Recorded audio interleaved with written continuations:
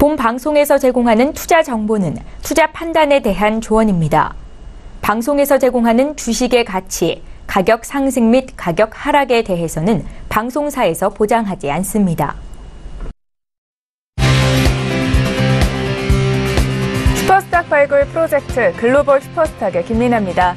최근 해외 투자에 대한 관심이 날로 높아지고 있습니다. 그래서 저희 글로벌 슈퍼스탁은 해외 선물과 중국 주식 그리고 암호화폐까지 전 세계를 대상으로 유망 투자 종목 발굴하고 시시각각으로 변하고 있는 전 세계 이슈들 진단해 저희 시청자분들께 올바른 정보를 드리고자 합니다. 1시간 동안 함께 하시면서 해외 이슈 진단 그리고 매매 전략까지 한눈에 받아가시기 바랍니다. 저희 방송은 서울경제TV 홈페이지 그리고 톡스타 홈페이지를 통해서 함께 하실 수가 있는데요. cntv.co.kr, 톡스타.co.kr을 통해서 더더욱 깊이 있는 정보들 받아가시기 바랍니다. 참고로 본 방송에서 제공하고 있는 정보는 투자 판단에 대한 조언일 뿐 주식의 가치나 수익률을 보장하고 있지 않습니다. 저희 서울경제TV는 자본시장법을 준수하여 1:1 투자 상담, 유사수신 행위, 무인과 영업행위, 불법 대여계좌 홍보 및 가입 권유 등 모든 불법 사항들 엄중하게 금지하고 있습니다. 자, 그럼 국내 증시 시황부터 해외 선물 그리고 암호화폐 시세까지 점검하고 가도록 하겠습니다. 최윤 캐스터가 준비하고 있습니다. 최윤 캐스터. 안녕하세요. 최윤입니다. 오늘의 시장 상황 알려드립니다. 어제 코스피는 상승 마감을 했지만 이 코스닥은 하락 마감을 했습니다. 그렇다면 오늘의 시장 어떻게 흘러가고 있을까요? 코스피부터 함께 보시겠습니다. 0.48% 하락을 하면서 2,474.13에 현재 거래가 되고 있습니다. 수급 보시겠습니다. 현재 이 개인과 기관이 각각 매수하고 있고요. 외국인만이 1,549억 원 매도하고 있습니다. 코스닥 함께 보시겠습니다. 현재 0.13% 하락을 하면서 881.60에 거래가 되고 있고요. 수급 보시면요. 현재 개인과 기관은 각각 매수하고 있고 외국인만이 매도하고 있습니다. 네, 해외 증시 함께 보시겠습니다. 나스닥 지수입니다. 네, 0.18% 하락을 하면서 6,768.00에 현재 거래가 되고 있습니다. S&P 500 지수 함께 보시겠습니다. 0.08% 하락을 하면서 2,690.75에 현재 거래가 되고 있습니다. 네, 달러 인덱스 함께 보시면요. 0.02% 하락을 하면서 89.920에 현재 거래가 되고 있습니다. 골드 보시면 현재 0.08% 빠진 수치고요. 1,347.7달러에 현재 거래가 되고 있습니다. 크루드 오일 보시면 0.03% 하락을 하면서 68.31에 현재 거래가 되고 있습니다. 네, 다음으로는 중국 증시 함께 보시겠습니다. 북한 리스크가 완화가 되면서 중국 증시 또한 이틀째 상승 마감을 했습니다. 먼저 상해 종합지수 함께 보시겠습니다. 현재 0.84% 상승을 하면서 3,117.376에 거래를 마쳤습니다. 네, 다음으로는 항생지수 함께 보시겠습니다. 현재 1.40% 상승하면서 3708.44에 거래를 마쳤습니다. 암호화폐 시세 보시겠습니다. 9시 기준이고요. 업비트를 기준으로 알려드립니다. 네, 오늘 대부분 상승 출발을 하고 있습니다. 에이다가 1.72% 상승하고 있고요. 이더리움이 1.92% 상승을 하면서 62만 5,600원에 현재 거래가 되고 있습니다. 네, 다음 거 함께 보시면 퀀텀은 1.54% 상승을 하고 있고요. 이 비트코인 캐시가 현재 2%대로 상승하고 있고 106만 9천 원에 현재 거래가 되고 있습니다. 거래량 순위 알려드립니다.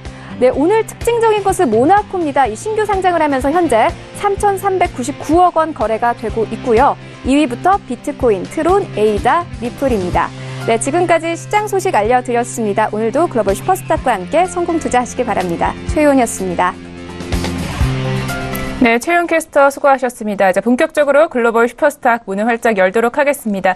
자, 첫 번째 시간에는요, 주요 이슈들, 해외 이슈들을 알아보는 시간이죠. 글로벌 이슈앤 가이드 시간입니다. 저희 금요일에 이슈앤 가이드를 책임지고 계시는 윤진 멘토님 모셨습니다. 인사부터 나눠볼게요. 안녕하세요. 네, 안녕하세요. 네, 반갑습니다. 좀 자주 봐서 더 반가운데요. 네. 오늘도 다양한 진단 그리고 분석 같은 거 잘 부탁드립니다. 네. 네, 본격적으로 저희 알아보기에 앞서서 이슈 2가지 화면으로 만나보고 올게요. 네, 글로벌 이슈 첫 번째입니다. 러시아가 중국과 유럽연합에 이어서 미국을 WTO에 제소했습니다. 중국 유럽연합과 마찬가지로 미국의 수입산 철강과 알루미늄에 대한 고율 관세 부과 때문인데요.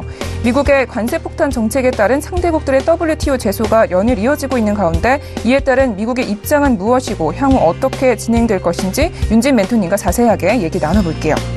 두 번째 이슈입니다. 미국이 러시아를 추가로 제재할 것이다라는 우려가 목소리가 커지면서 알루미늄에 이어서 니켈 가격까지 폭등세를 보이고 있습니다. 지난 18일에는 니켈 가격이 하루 사이에 11.7%나 급등하는 모습을 보이기도 했는데요.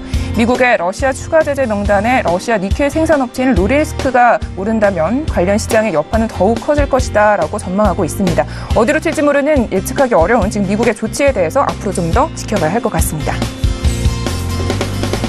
네, 윤진 멘토니가 본격적으로 첫 번째 이슈부터 다뤄보도록 하겠습니다. 지금 현재 중국과 유럽연합에 이어서 지금 러시아까지 WTO에 제소를 했네요. 네.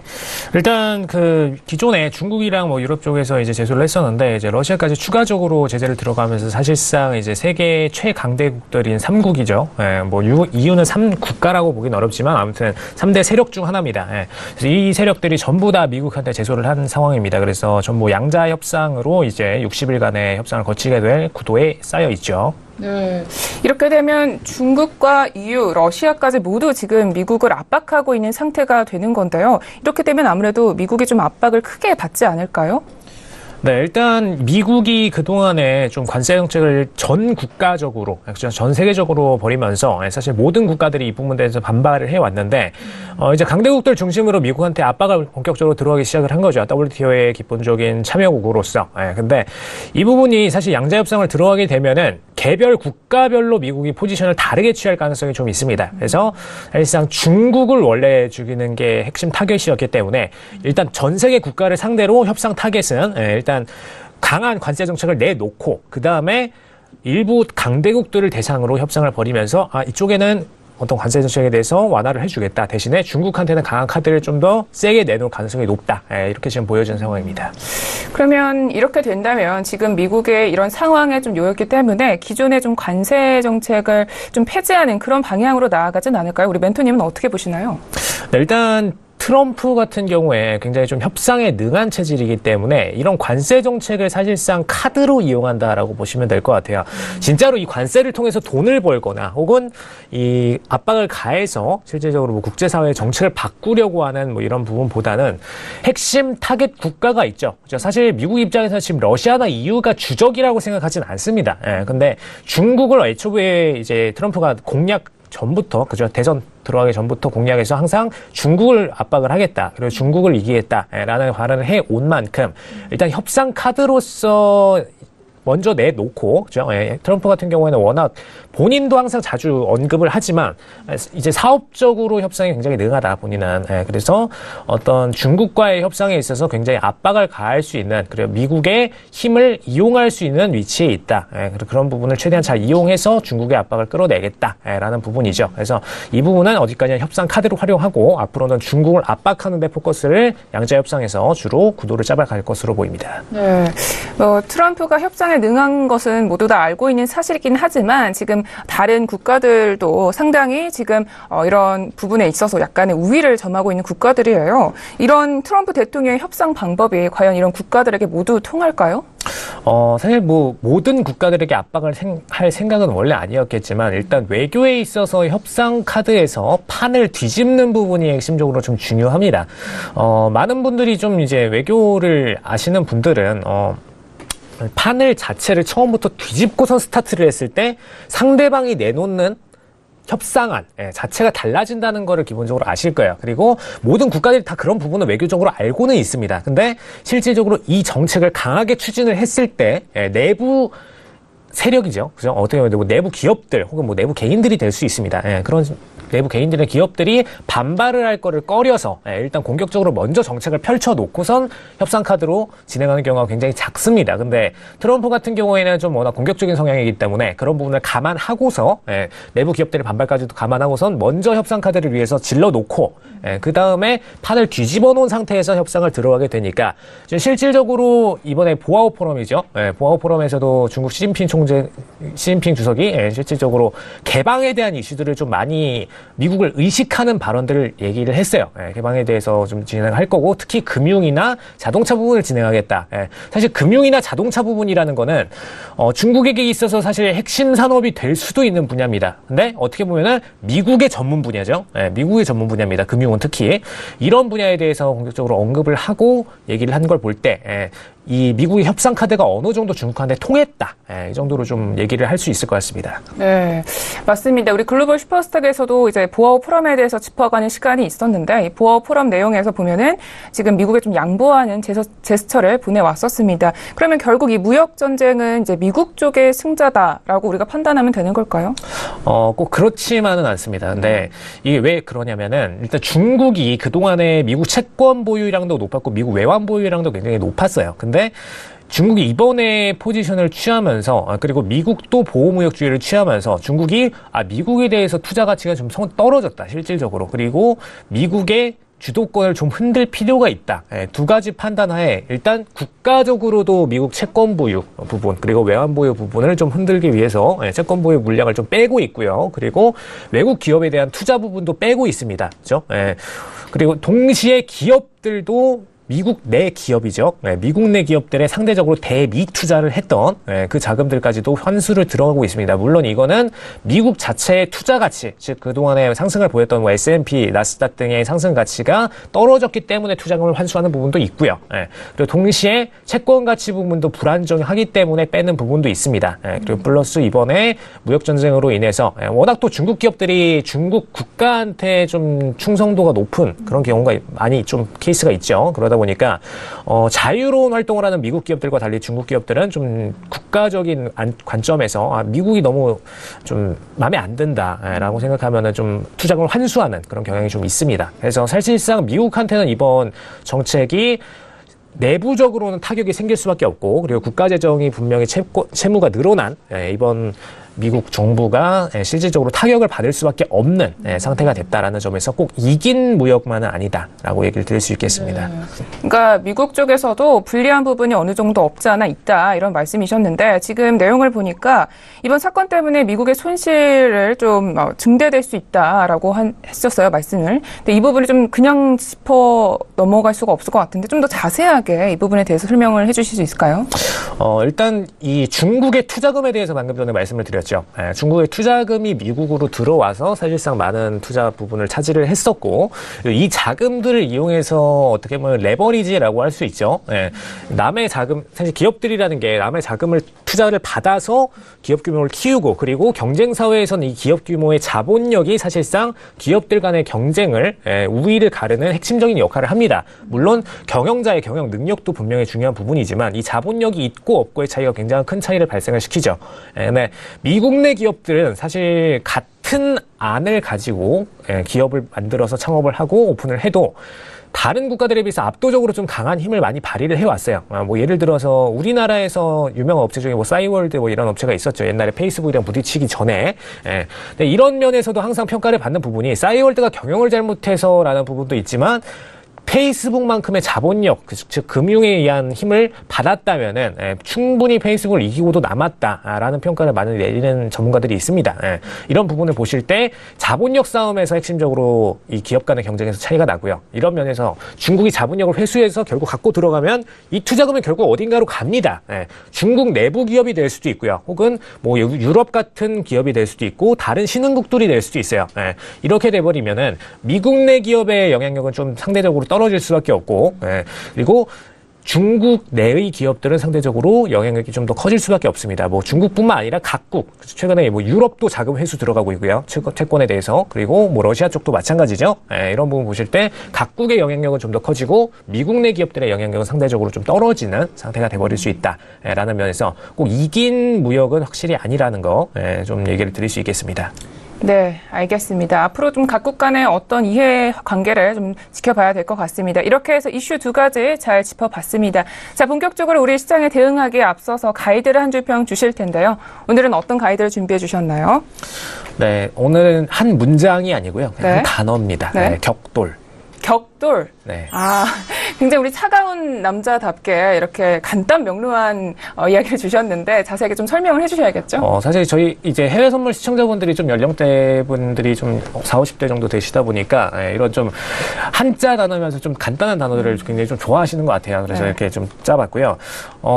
사실 이게 현실입니다. 지금 강대국들이라고 할 수 있었던 왕년의 힘을 좀 썼던 그죠? 예, 뭐 영국도 그랬고요, 뭐 프랑스도 그랬고 독일도 그랬고, 예, 뭐 러시아도 마찬가지고 중국도 마찬가지고요. 왕년에 썼다고 했던 친구들이 지금의 사실 G1이라고 할 수 있었던 미국, 예, 미국을 본격적으로 전부 다 등을 돌리면서 예, 적으로 삼고 공격을 들어가고 있죠. WTO 상으로 사실 저번 주에 제가 경제냉전이라는 표현을 좀 써드렸는데 예, 경제상에서의 전쟁이 이제 본격적으로 펼쳐졌다. 그래서 이 상에서 G2 중에 누가 승자가 될지는 퀘스천 마크겠지만 분명히 이번 이번 카드 싸움에서 승패를 가르고자 하는 게 트럼프의 지금 목적이기 때문에 분명히 승자와 패자가 갈리는 핵심적인 시기 중 하나가 될 것이다 라고 말씀을 드릴 수 있겠습니다.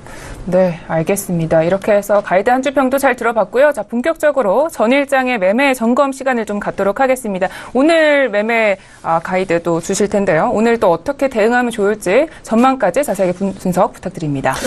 사실 이제 저번 주였죠. 정확히 얘기하면. 저번 주부터 사실 같은 시황을 좀 드리고 있는 부분이 이제 오일에 대해서 상방 이슈를 계속 드리고 있어요. 그죠? 예, 이란 관련 이슈 그리고 플러스 시리아 관련 이슈 때문에 이 두 가지로 계속해서 단기적으로 상승세가 나올 수밖에 없다라는 부분을 좀 포커스 드리고 있고요. 근데 왜 이런 얘기를 드리냐면은, 지금 미국 같은 경우에는 사실 오일 생산량을 늘리려고 증대를 하고 있어요. 예, 계속해서 그리고 생산량도 실제적으로 늘어나고 있습니다. 이 부분이 하방 요인으로 작용을 하고 있는데 원래는 이 부분에 의해서 떨어져야 됩니다. 근데 미국이 현실적으로 지금 이 가격을 올리기 위해서 중동 이슈를 계속해서 좀 과격하게 언급을 해주고 있어요. 예, 사실 전쟁에 대한 포지션이 없음에도 예, 계속 지속적으로 뭐 시리아 관련된 러시아와 대치가 있을 것이다. 러시아에 공격적으로 타격을 할 것이다. 예, 뭐 IS에 대해서 어떻게 타격을 할 것이다. 예, 이런 부분들을 계속 언급을 들어가고 그리고 이란에도 이제 대북 제재 때문에 좀 이란이 같이 피를 봤다라는 얘기도 있었지만 예, 이란 쪽에서도 공격적으로 제재를 들어갔었던 부분이고요. 예, 그래서 이런 부분들 보실 때 계속해서 예, 오일은 상방 쪽으로 압박을 받아왔다라는 부분이고요. 예, 지금 차트 보시면은 최근에 상방세를 좀 많이 끌어왔습니다. 많이 끌어왔고, 심지어 제가 연초에 저희 해외 선물 신세계죠. 서울경제TV. 그쪽에서 70달러를 올해 안에 도달할 수 있다라는 부분까지 얘기를 했었는데, 이 70달러 부분이 굉장히 빨리 거의 다 왔습니다. 지금 어제장 보시면은, 지금 69.59입니다. 거의 40틱만 남겨둔 상태죠. 70달러까지. JP모건은 올해 68달러 정도까지 일단 초반에 예언을 했었는데 지금 70달러까지 뚫고 올라가면서 굉장히 강한 상승세를 좀 보여주고 있습니다. 네, 이제 거의 상승할 부분은 단기적으로 좀 많이 도달을 했다라고 얘기를 드릴 수가 있을 것 같고요.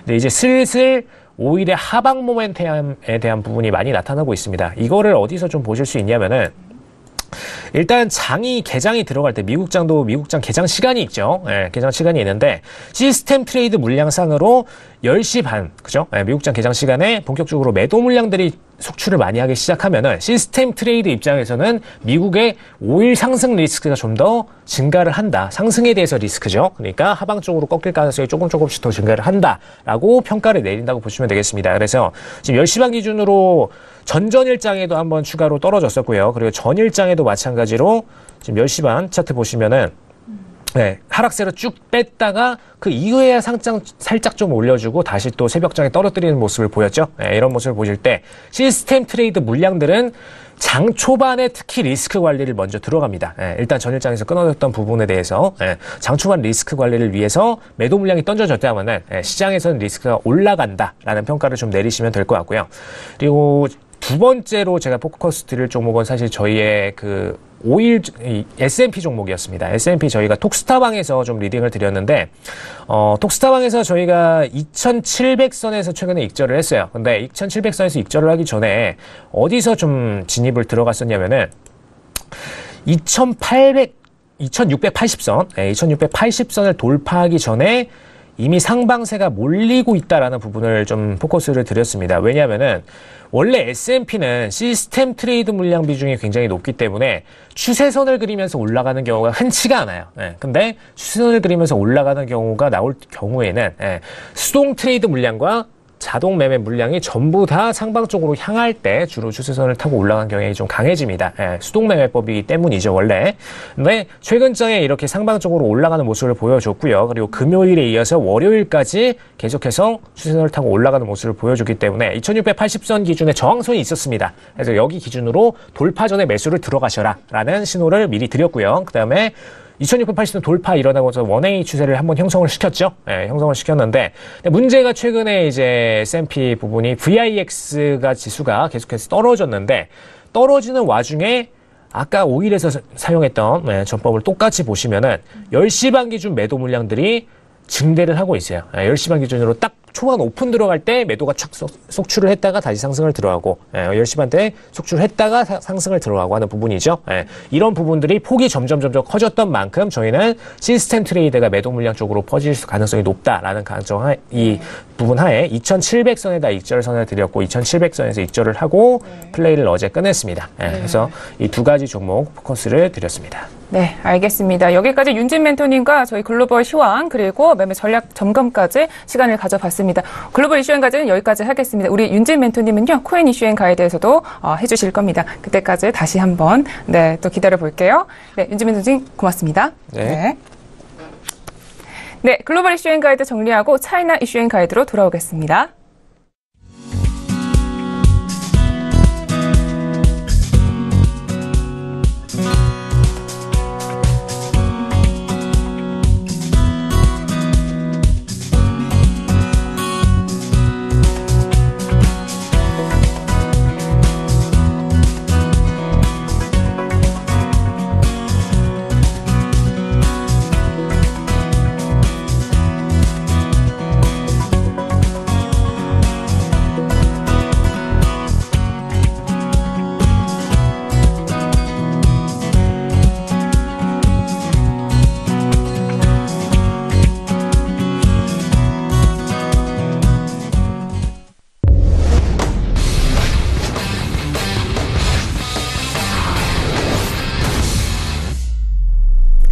슈퍼스탁을 찾아가는 여정에서 여러분의 가이드가 되어드리는 글로벌 슈퍼스탁, 이번에는 차이나 이슈앤가이드 시간으로 돌아왔습니다. 저희 최하영 멘토님 모시고 이야기 나눠볼게요. 멘토님 안녕하세요. 네, 반갑습니다. 네, 반갑습니다. 자, 전일장 중국장에는 좀 어떻게 끝났는지 마감장 시황부터 들려주세요.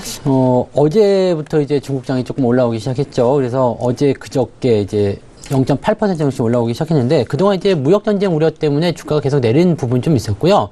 최근에 이제 저점 확인하고 다시 올라오는 형태의 모습을 좀 보여주고 있습니다.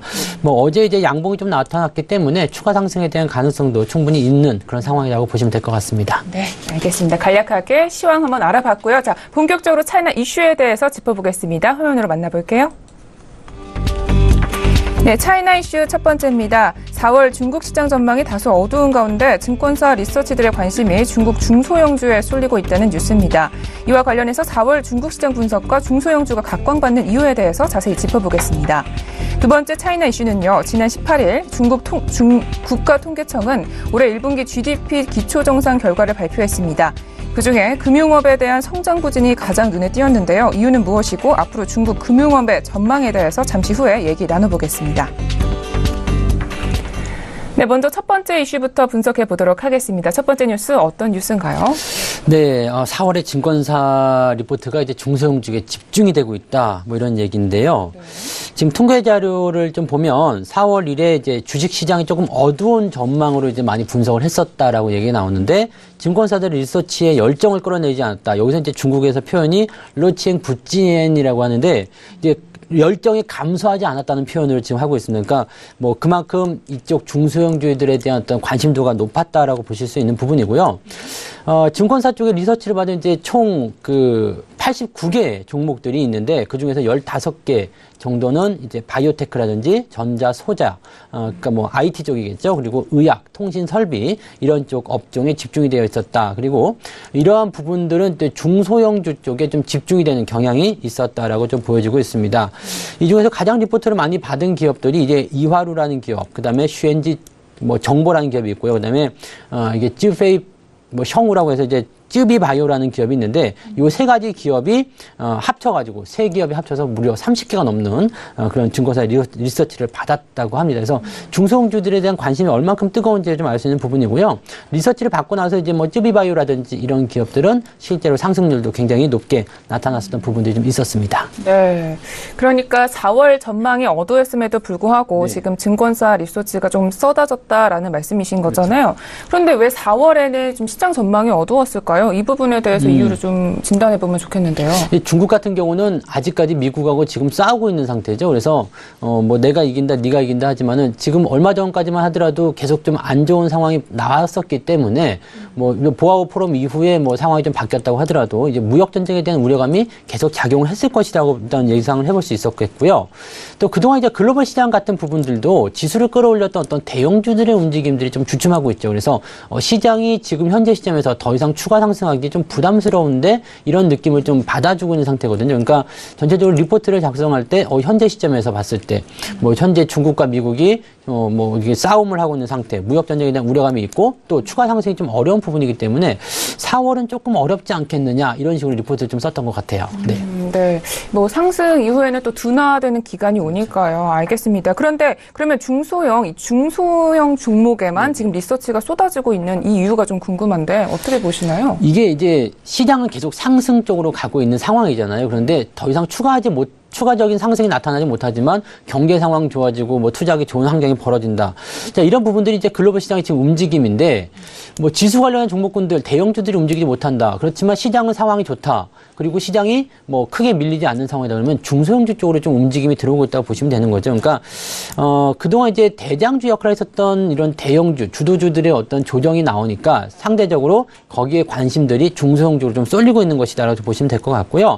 글로벌 시장, 뭐 미국도 그렇고요. 지금 현재 우리 국내 시장도 마찬가지 대형주들이 잘 못 가고 있지만 중소형주들이 많이 수익을 올려주고 있는 그런 상황이 현재 시장에서 벌어지고 있다. 이런 부분들은 지금 뭐 우리나라뿐만 아니라 또 중국뿐만 아니라 전 세계적인 어떤 동향이다라고 보시면 될 것 같습니다. 네, 알겠습니다. 이렇게 해서 첫 번째 이슈 잘 분석해 봤고요. 다음 이슈로 넘어가 보도록 하겠습니다. 다음 이슈는 어떤 뉴스인가요?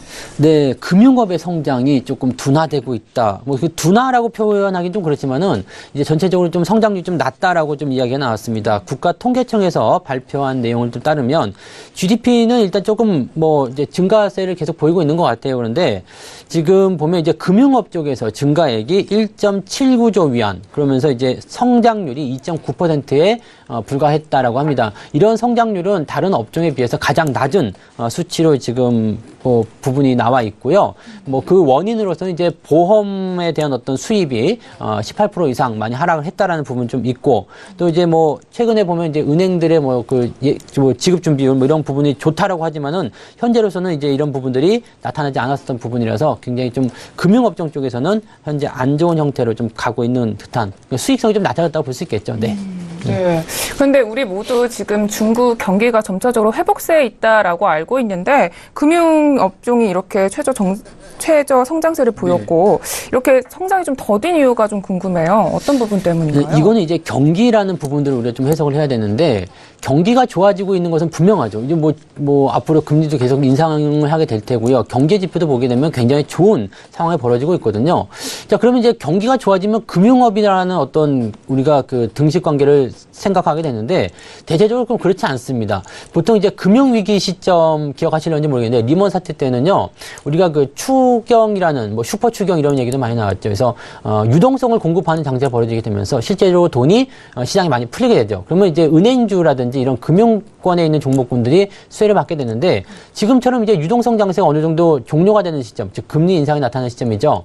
이런 시점에서부터는 경기가 좋아진다는 어떤 확신이 드는 시점이기 때문에 금융주들보다는 상대적으로 뭐 경기 성장에 따른 어떤 기대감이 있는 종목들, 뭐 IT라든지 또는 제조업이라든지 이런 기업들의 성장률이 더 빠르게 나타날 수밖에 없겠죠. 그러니까 금융업도 성장을 하고 있지만 다른 업종에 비해서 상대적으로 성장률이 좀 둔화되어 보인다. 이런 식으로 좀 보시면 될 것 같아요. 네, 그러면 우리들은 좀 지금 이 중국 금융업종이 약간 전망이 어둡다라고 판단을 해도 되는 걸까요? 이제 금융업종에 대한 판단은 사실 전망이 어둡다라기보다는 그 조금 이제 좀 더디다라고 봐야 될 것 같죠. 그러니까 경기 성장과 뭐 금리 인상 이런 부분들은 분명히 금융주에는 수혜가 될 수밖에 없습니다. 보험업종 같은 경우는 금리 인상에 따른 강력한 수혜가 나오는 부분이고요. 또 시장 자체가 뭐 예대 마진이라는 이런 부분이 증가하게 되면서 계속적으로 이제 은행주, 뭐 증권주 다 좋아질 수밖에 없어요. 근데 문제는 뭐냐면 좀 장기적인 부분이죠. 금융주들은 전통적으로 좀 천천히 성장하는 부분들이 있기 때문에 단기적 성장을 노리고서 시장 좋기 때문에 금융주로 단기 수익 노려야 되겠다. 이런 부분에서는 수익이 나기가 어렵다는 이야기죠. 그래서 금융주는 기본적으로 장기적 접근을 권장한다. 그리고 단기적 성과를 노린다면 상당히 지루해져서 투자해서 성과를 잘 내지 못할 수도 있겠다. 이렇게 말씀드릴 수 있겠습니다. 네, 알겠습니다. 이렇게 해서 이슈 두 가지 잘 짚어봤습니다. 자, 본격적으로 중국 시장에 대응하기 위해서 오늘도 가이드 한 줄 평을 주실 텐데요. 오늘은 어떤 가이드를 준비해 주셨나요? 네, 아마 뭐 다른 분들이 하셨을지도 모르겠습니다. 정부 정책에 맞서지 마라. 이 이야기 좀 해드리고 싶은데. 정부 정책에 맞서지 마라. 저는 뭐 금융업종이나 뭐 중소형주에 대해서 얘기를 해주실 줄 알았는데 이런 가이드를 왜 주신 거죠? 같은 이야기입니다. 이게 중소형주에 대한 부분인데요. 지금 뭐 우리 국내 증시의 상황을 좀 보게 되면 우리 새로운 정부 들어오고 나서 가장 먼저 하는 것이 뭐냐면 중소기업 육성, 그다음에 최근에 나타난 것이 코스닥 벤처펀드 이런 것들이 또 출범이잖아요. 이런 부분들이 정부 정책에 대한 어떤 부분들인데 계속 이런 부분들 정부 정책에 아무리 힘을 써도 안 돼. 그러면서 나는 중소형주 보지 않고 대형주만 볼 거야. 그렇다면 수익이 안 날 수밖에 없거든요. 그래서 정부 정책이라는 것은 상당 기간 동안 어떤 힘을 발휘하는 그런 효과를 가지고 있기 때문에 정부 정책이 나왔다라면 그쪽에 일단은 관심을 가지시는 것이 좋다. 그리고 나는 정부 정책에 완전히 반대하겠어. 이런 부분들은 수익을 깎아먹는 그런 일이다라고 생각하셔야 될 것 같습니다. 알겠습니다. 의미 있는 가이드 오늘도 감사합니다. 자, 이번에는 가이드에 맞춰서 오늘 이제 관심 기업에 대해서 소개를 해주실 시간인데요. 우리 투자자분들이 가장 기다린 시간이 아닐까 싶습니다. 오늘은 어떤 기업에 대해서 소개해 주실 건가요? 네, 이 기업은 이제 심천에 있는 기업입니다.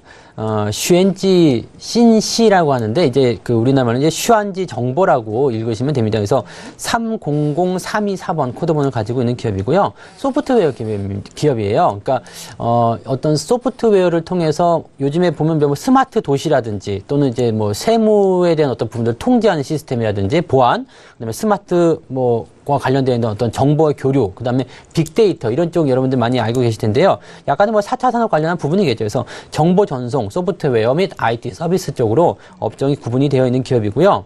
현재 이제 스마트 건축이라고 보면 이제 스마트 도시 쪽인데 이런 쪽에서의 어떤 그 매출이 약 42%, 영업이익이 지금 13억 정도, 13억 위안 정도 나오고 있기 때문에 굉장히 센 부분을 차지하고 있고요. 또 세무 정보와 제품, 서비스 이런 쪽에서는 지금 매출이 31% 정도 차지하고 있습니다. 그래서 스마트 그 도시 쪽하고 세무 그 관련한 프로그램 쪽에서 약 70%가 넘는 매출 비중을 차지하고 있다고 보시면 되겠습니다. 그래서 이 기업은요, 이제 앞으로 중국이 첨단화되는 어떤 부분에서 굉장히 힘을 많이 쓸 수 있는 그런 기업이라고 좀 보시면 될 것 같아요. 네. 이 스마트 건축은 사실 글로벌적으로도 굉장히 확대가 되고 있는 부분이잖아요. 이 부분은 보시면 굉장히 전망이 밝다라고 보실 수가 있을 것 같습니다. 자, 본격적으로 이 슈안지 정보에 대한 기술적 분석을 들어보도록 하겠습니다. 네, 현재 차트를 보게 되시면 이제 좋은 흐름을 일단 만들어내고 있습니다. 그래서 뭐 오늘 지금 장 시작 지금 진행되면서 0.8% 정도 상승 출발을 지금 진행했는데요. 어제는 이제 조금 내려왔죠. 어제 이제 그 아까 전에도 뉴스에서 말씀드렸지만은 중소형주들의 어떤 보고서 나오면서 오히려 이 슈엔지 정보 같은 경우는 조금 내려갔단 말이에요. 근데 이런 부분들이 뭐 결과적으로 이제 중소형주의 어떤 기대감을 가지고 가면서 주가를 끌어올리는 부분이 되는 거고요. 차트상에서 지금 추세가 우상향으로 계속 진행이 되고 있는 부분인데 추세선의 하단에 위치해 있기 때문에 지금 현재 시점 매수하기 괜찮은 자리입니다. 그래서 이 기업 같은 경우는 공략 포인트를요 19위안 정도 예상하시면 되겠는데 지금 현재 가격이 18위안 정도에 있습니다. 그러니까 가격대를 조금 더 낮춰서 공략하셔도 충분히 괜찮겠다. 어제 저녁 기준에서는 이제 19위안 정도 괜찮았는데 오늘은 18위안 정도 나와 있으니까 이 정도 오히려 더 싸게 매수하셔도 되겠습니다. 네. 자, 손절 가격 같은 경우는 저점 지지에서 지금 바로 올라가는 형태이기 때문에 17위안 정도가 적당하지 않겠는가 생각이 되고 있고요. 네. 목표 주가는 이 기업의 어떤 차트를 좀 크게 보신다라면 이 기업이 지금 가지고 있는 추세가 장기적으로 좀 성장할 수 있는 포인트를 가지고 있습니다. 그래서 목표 시점을 일단 단기적으로 보더라도 22위안 정도까지 또는 그 이상까지도 예상을 해볼 수가 있을 것 같습니다. 네, 알겠습니다. 우리 멘토님의 말씀을 듣다 보면 이 차트 분석까지도 공부가 잘 되는 것 같습니다. 네. 또 궁금한 게 이 슈안지 정보의 슈안지는 혹시 어떤 의미를 가지고 있나요? 뭐 특별한 의미는 없습니다. 뭐 그 급이 뭐 공급하는 급수 뭐 이렇게 하는데 네네. 이거를 뭐라고 딱히 설명하기도 네. 그렇고요. 네. 그냥 알겠습니다. 말이 그런 것 같습니다. 중국말에는 좀 재미가 있는 게 특별한 의미가 없이 그냥 그대로 따라하는 경우가 있거든요. 그러니까 예전에 이마트 같은 경우는 중국말로 이마이더라고 했는데 비슷하죠. 비슷한데 그 뜻이 이제 샀을 때 이익이 되는 그런 정도? 근데 이게 딱히 의미가 있는 건, 네, 그래서 그 영어 발음 그대로 좀 따라가는 경우가 좀 있습니다. 알겠습니다. 네, 이렇게 해서 슈안지 정부에 대한 이야기까지 잘 들어봤습니다. 저희 차이나 이슈앤가이드는 여기까지 하도록 할게요. 멘토님, 오늘도 말씀 모두 고맙습니다. 네, 고맙습니다. 네. 네, 차이나 이슈앤가이드 정리하고 코인 이슈앤가이드로 돌아오겠습니다.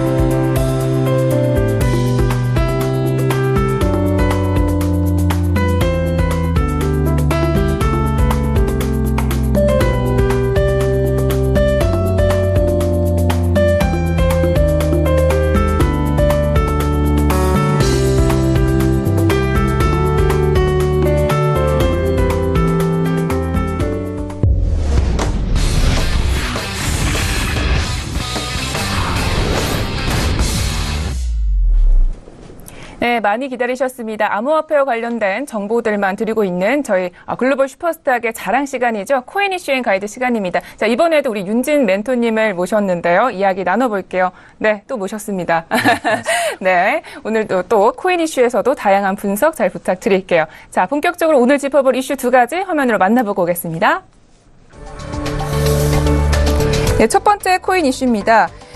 중앙은행 같이 공급량을 조절해 가격을 일정하게 유지하는 암호화폐 개발 프로젝트에 미국 굴지의 기업들과 고위급 인사들이 대거 참여하면서 그 투자 금액도 1,000억 원에 육박한다고 하는데요. 이번 프로젝트는 무엇이고 그 상용화 여부에 대해서 잠시 후에 분석 들어보겠습니다. 네, 두 번째 이슈입니다. 거대 파트너십을 예고했던 암호화폐 버즈의 제휴회사가 밝혀졌습니다. 기존의 구글, 고데디와 같은 기업으로 전망했던 시장의 예측과는 달리 성인 동영상 사이트 업체인 폰허브가 그 주인공이 됐는데요. 버즈코인의 파트너사가 폰허브로 발표되자 급등세를 보이던 버즈의 가격이 급반전되면서 약 30%가량 하락했습니다. 암호화폐 선행 산업 활용이 늘어나고 있는 가운데 이와 같은 사례들이 암호화폐 시장에는 어떤 영향을 미칠지 귀추가 주목됩니다. 네, 본격적으로 코인 이슈 진단해 보도록 하겠습니다. 자, 윤진 멘토님, 어떤 뉴스인지 소개부터 부탁드릴게요. 일단 이번에 베이시스 프로젝트죠. 이제 중앙은행화처럼 암호화폐를 굉장히 일정한 통화 환율로 만들어내겠다라는 목표를 가진 이 베이시스 프로젝트. 이제 헤지펀드 대부인 이제 크랜트 밀러가 참여해서 본격적으로 이제 베인 캐피탈 그리고 구글 벤처스까지 해서 좀 아까 1,000억 정도라고 얘기하셨는데 사실 1,500억 정도 됩니다. 환율 계산하면은 1,500억 정도 되는 규모가 벌써 모여서 이제 투자를 했는데 이번에 이제 전 연준 이사의 케빈 워시까지 합류를 해서 본격적으로 이제 거의 중앙은행급의 화폐를 발행하겠다 이렇게 된 프로젝트라고 보시면 될 것 같습니다. 네, 이 케빈 워시 전 연준의장 후보가 이 프로젝트에 같이 한 게 약간 놀라운 부분인데요. 네. 네, 일단 연준 전 의장 후보였어요. 사실 전 의장 후보면은 어떻게 보면은 세계 경제를 아우를 수 있는 이제 IMF 그리고 BIS 그다음에 지금 연준 그죠? 사실 FOMC의 연준은 ECB를 압도할 만큼 굉장히 강한 힘을 가지고 있고요. ECB는 오히려 연준에 끌려다닙니다. 그 정도로 굉장히 강한 힘을 가지고 있고 세계 경제의 기준금리를 먼저 선도하는 국가다라고 할 수 있을 만큼 굉장히 강한 파워를 가지고 있기 때문에 여기 후보로 거론됐었다면은 거의 연준에 있어서는 최고급 인사라고 보실 수가 있고요. 근데 전 이사까지 맡았던 분입니다. 근데 이분이 이제 원래 기존의 연준 안에서 주장했던 의견을 가지고 나와서 베이시스 프로젝트에 참여를 했다라고 보시면 될 것 같습니다. 네, 알겠습니다. 방금 이 베이시스 프로젝트에 참여했다라고 말씀해 주셨는데 이게 어떤 프로젝트인지 좀 알아야 우리가 기사 내용을 전반적으로 이해를 할 수 있을 것 같아요. 이게 무언가요? 네, 일단 전일장 상승세에서 좀 핵심적으로 기여를 했던 부분인데 이제 헤지펀드의 대부입니다. 크랜트 밀러가 이제 본격적으로 이 베이시스 프로젝트를 창단하면서 만든 목적이 이제 통화의 유통량 부분을 조절을 하는 그런 암호화폐를 만들겠다. 즉 이제 일반 저희가 쓰는 돈들을 보시면은 중앙은행이 언제나 항상 공급량을 새롭게 발행을 하고 혹은 뭐 통화 유동 정책을 통해서 통화량을 다시 뭐 흡수할 때도 있고 이렇게 유동량을 조절을 하면서 일정한 환율을 항상 유지를 하려고 합니다. 이 일정한 환율이 기업들 간의 거래나 혹은 뭐 카드사, PG사 등의 결제 시스템 등에서도 언제나 안정적으로 중요한 부분을 차지하기 때문에 환율상의 변동이 없도록 만드는 게 금융거래에서는 핵심적으로 중요하죠. 이 부분을 그대로 암호화폐로 끌고 와서 똑같이 이런 암호화폐를 만들어 보겠다. 알고리즘상으로 이런 프로젝트라고 보시면 될 것 같고요. 이 부분 때문에 이제 구글 벤처스 그리고 베인캐피탈, 사실 베인캐피탈과 구글 벤처스라고 하면은 전 세계 최대 기업들을 키워내는 양대 벤처 파트너스입니다. 그래서 이런 기업들이 참여한 프로젝트라고 보시면 될 것 같습니다. 네, 지금 베이시스 프로젝트를 통해서 유통량을 좀 조절하겠다라고 말을 했는데 이 부분이 사실 통화 가치를 일정하게 유지하려는 게 목표다라고 말씀해 주셨잖아요. 왜 하필이면 이렇게 통화 가치를 좀 일정하게 유지하려고 하는 걸까요? 사실 지금의 암호화폐의 실질 현황을 보시면은 답이 나오실 수가 있어요. 지금 비트코인이 출시된 지가 벌써 거의 10년이 가까이 돼갔습니다. 근데 사실상 비트코인이 제대로 결제 시스템으로 쓰이고 있느냐? 일부 정말 공급 업체들, 그죠? 정말 상품을 파는 업체들 중에서 우리는 괜찮다라고 하는 몇몇 업체들 제외하고는 거의 실질적으로 안 쓰이고 있어요. 사실 비트코인 쓰시는 곳을 본 적조차 거의 없으신 분들이 대부분이실 거예요. 거래하시면서조차. 이슈로만 이제 어디서 받아보면서 온라인상으로 어디서 쓰이고 있다더라 정도만 알고 있지 10년간 이게 발전한 적이 없습니다. 근데 그 이후의 핵심적인 부분이 이 환율이 계속 변동을 하죠. 어떻게 보면 저희는 투자 가치라는 상품을 가지고 이제 계속해서 상승이 올라가기를 바라는데 이 올라가기를 바라는 것만큼 분명히 시장에서는 또 떨어지는 모멘텀도 발생을 합니다. 그죠? 하락장도 발생하고 상승장도 발생을 하죠. 근데 이 모멘텀 때문에 생기는 문제입니다. 이게 결제 시스템들이나 PG사 혹은 뭐 카드사 등의 시스템들에서는 이거를 받아들여서 결제 시스템으로 차용을 했을 경우에 다시 현금화를 해야 됩니다. 근데 현금화를 하는 과정에서 그 짧은 시간 동안에도 변동이 일어나고요. 그리고 이 현금화를 하는 금액을 던지는 순간에 시세 변동이 발생을 하죠.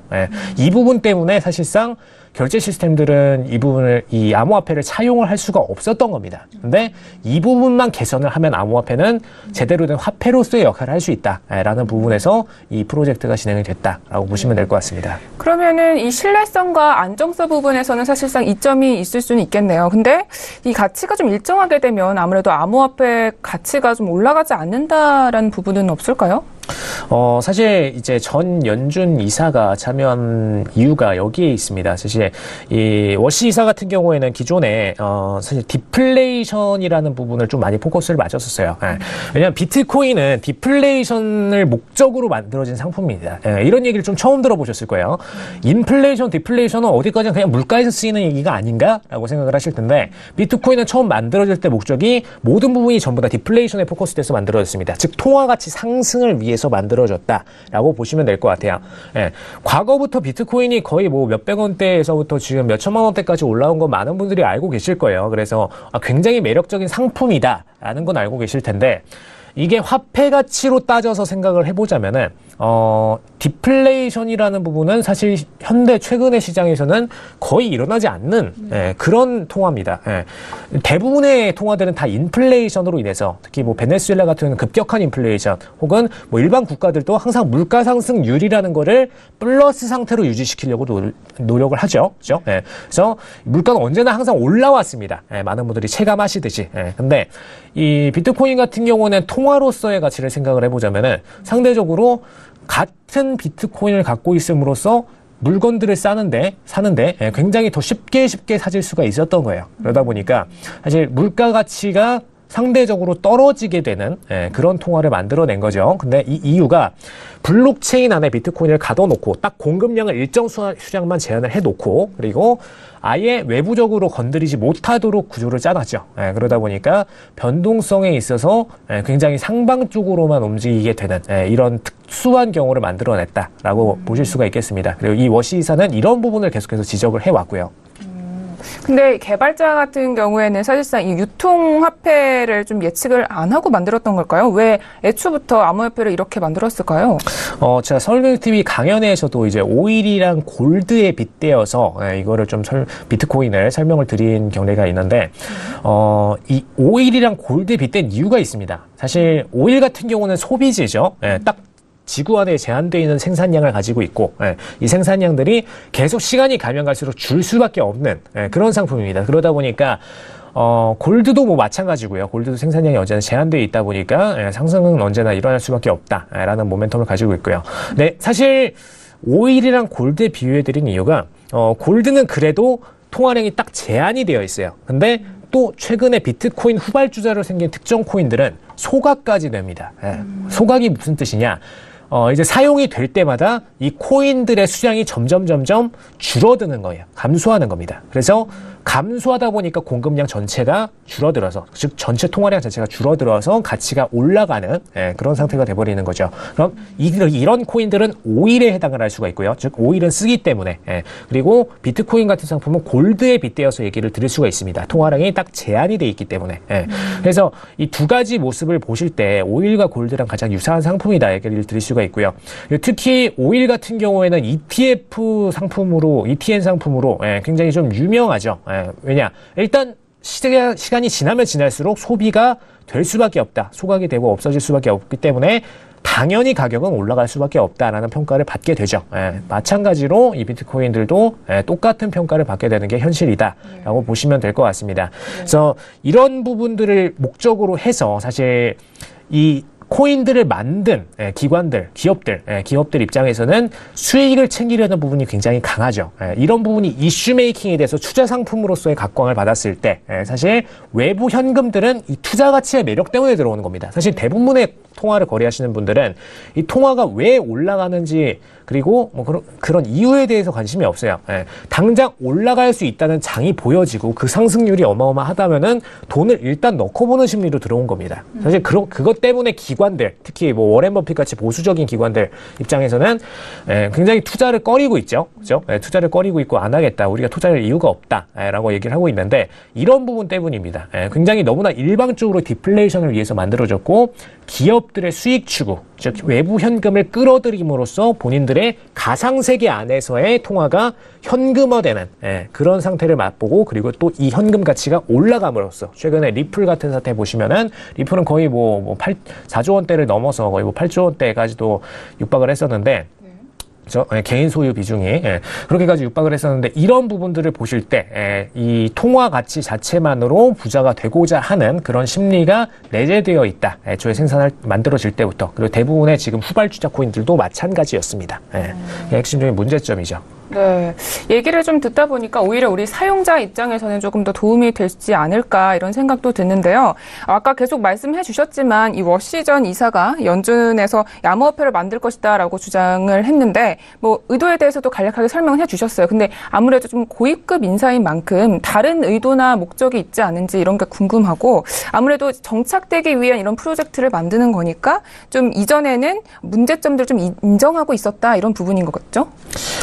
사실 이제 베이시스 프로젝트에 대해서 좀 부정적인 의견을 내놓으셨던 분들이 계세요. 근데 이 베이시스 프로젝트 같은 경우에 왜 부정적인 의견이 나왔었냐면은, 일단 이 알고리즘에 대해서 부정적인 의견을 먼저 공격을 많이 당했습니다. 왜냐? 일단 암호화폐라는 특성 자체가, 이 블록체인 안에 감싸져서 아예 그냥 딱 내부적인 제한 아예 어떻게 보면은 이제 금고 안의 돈이죠. 금고 안의 돈처럼 그냥 갇혀진 상태에서 거기 안에서만 돌아갈 수 있도록 만들어져 있기 때문에 굉장히 외부적으로 이 통화량을 조정을 하고 유동을 주는 것 자체가 불가능하다라는 부분이 많이 포커스가 됐었고요. 그러다 보니까 이 기술 관련된 전문가들이죠. 기술 관련된 전문가들은 이 부분에 대해서 부정적인 의견을 많이 냈었습니다. 그리고 베이시스 프로젝트는 이 블록체인을 이용하면서도 외부적으로 이 통화량을 계속해서 감독하고 왔다 갔다 조절을 하면서 통화의 가치를 일정하게 유지하려는 데 포커스를 하고 있죠. 그러다 보니까 이러면은 이거는 블록체인의 구조를 기본 구조를 깨야 되는 상황인데 이거는 굉장히 어렵다, 말이 안 된다라고 얘기를 했던 부분이죠. 근데 사실 구글 벤처스나 베인 캐피탈이 이 정도 금액을 투자할 정도의 프로젝트라면은 구글 내의 검토에서도 이건 아예 불가능하지만은 않다라고 검토를 했던 부분이고요. 저도 이제 시스템 트레이드 기업을 운영을 하다 보니까 이제 시스템적인 부분에서 말씀을 드리자면은 이게 완전히 불가능한 부분은 아닙니다. 분명히 블록체인의 기본 구조가 이제 암호화폐를 감싸고 완전히 통제를 하는 게 기본 구조였다면은 분명히 변형해서 특정 거래자가 이 블록체인에 있는 암호화폐를 공급을 한다던가 혹은 외부적인 방식으로 아예 블록체인의 구조의 코딩을 바꿔버리는 구조로 갔을 때 충분히 가능한 방식이다라고 얘기를 드릴 수가 있을 것 같고요. 그리고 이제 아까 워시 전 이사에 대해서 살짝 말씀을 해주셨는데 워시 전 이사는 이제 중앙은행 통제 하에 원래 암호화폐가 나올 가능성이 있다라고 얘기를 했었습니다. 연준 안에 있을 때부터. 한마디로 지금의 암호화폐들은 기업들이 만들어서 출시를 해놨어요. 근데 사실 생각을 해보시면은 우리가 운영하는 화폐들이 기업들이 찍어내는 경우는 절대 없습니다.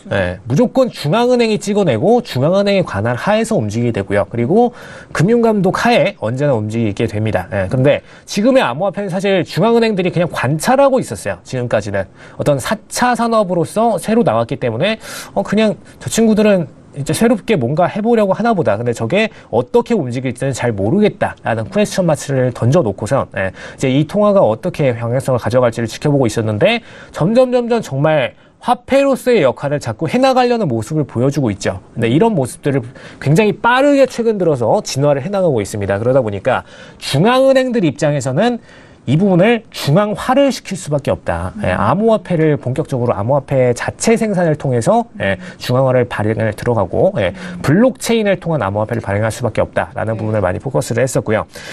근데 이 구조의 최종적인 모습은 결국 둘 중 하나일 거라고 좀 말씀을 드릴 수 있을 것 같습니다. 지금 이제 워시 이사가 나와서 같이 이제 베인 캐피탈 등과 함께 자료낸 이 베이시스가 정말로 화폐화가 돼서 중앙은행의 휘하에 들어가던가 혹은 중앙은행이 자체적으로 현금 자체를 블록체인 안에 감싸서 전자화폐화를 시키던가 둘 중 하나의 방향성으로 최종적으로 흘러갈 가능성이 높다라고 말씀을 드릴 수가 있겠습니다. 네, 알겠습니다. 이렇게 해서 코인 이슈 분석까지 잘 들어봤습니다. 자, 본격적으로 저희 가이드를 들어봐야 되는데 시간이 없어서 여기서 좀 마무리를 하도록 하겠습니다. 오늘도 저희 윤진 멘토님과 다양한 이슈들 분석 잘 들어봤습니다. 오늘도 말씀 모두 고맙습니다. 네, 감사합니다. 네, 오늘도 글로벌 슈퍼스탁은 해외 선물과 중국 주식 그리고 암호화폐까지 전 세계를 대상으로 유망 투자 종목 발굴하기 위해서 열심히 달려왔습니다. 저희 방송은 여기서 마무리하지만요. 서울경제TV 홈페이지 그리고 톡스타 홈페이지를 통해서 더욱더 깊이 있는 정보들 받아가실 수 있습니다. centv.co.kr, 톡스타.co.kr을 통해서 또 참여해 주시기 바랍니다. 참고로 본 방송에서 제공하고 있는 정보는 투자 판단에 대한 조언일 뿐 주식의 가치나 수익률을 보장하고 있지 않습니다. 저희 서울경제TV는 자본시장법을 준수하여 1:1 투자상담, 유사수신행위, 무인과 영업행위, 불법 대여계좌 홍보 및 가입 권유 등 모든 불법 사항들 엄중하게 금지하고 있습니다. 네, 오늘은 한 주를 마무리하는 금요일입니다. 오늘도 성공 투자하시길 바라고요. 저희는 다음 주에 뵙도록 하겠습니다. 시청해주신 여러분 고맙습니다.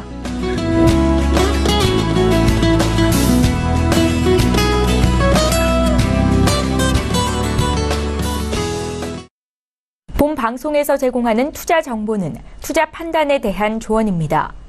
방송에서 제공하는 주식의 가치, 가격 상승 및 가격 하락에 대해서는 방송사에서 보장하지 않습니다.